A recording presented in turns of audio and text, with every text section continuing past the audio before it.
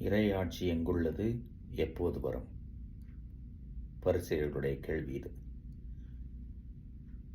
விவிலியத்திலே பரிசேயர்கள் இயேசுவிடம் நிறைய கேள்விகளை கேட்டார்கள். பல நேரங்களிலே அவர்களுக்கு புரியாமலோ அல்லது தெரிந்து கொள்ள விரும்பியோ கேட்பதே இல்லை. இயேசுவை எப்படியாவது கேள்வி கேட்டு அவர் பதிலிலிருந்து மடக்கிவிட வேண்டும். அப்படிப்பட்ட ஒரு எண்ணத்தில் தான் இந்த கேள்வியும் கேட்கப்பட்டிருக்கிறது. ஆனால் இயேசு சொல்கிறார், இறையாட்சி உங்களிடையே இருக்கிறது. அவர்கள் நினைத்திருப்பார்கள், இன்னும் 1 மாதத்தில் வரும், அல்லது வந்துவிட்டது, அல்லது இன்னும் கொஞ்ச நாள் கழித்து வரும் என்று இயேசு ஒரு குறிப்பிட்ட காலத்தை சொல்லுவார் என்று. ஆனால் இயேசு இறையாட்சி உங்களிடம் இருக்கிறது என்கிறார்.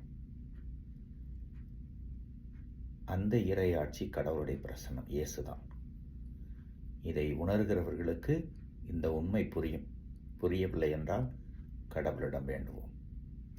கடவுளுடைய பிரசன்னத்தை உணர்ந்தால் அதற்கு தக்கவாறு நம்மையே நாம் சீர்தூக்கி பார்ப்போம், பிறர் நலனில் ஈடுபடுவோம், நம்முடைய உள்ளம் கடவுளை நோக்கி எழும். இறையாட்சியினுடைய பலனும் முழுமையும் இதுதான். இது ஒரு பயிற்சி, செய்து பார்ப்போம். இறைவன் என்று வாழ்த்து பெறுவாராக.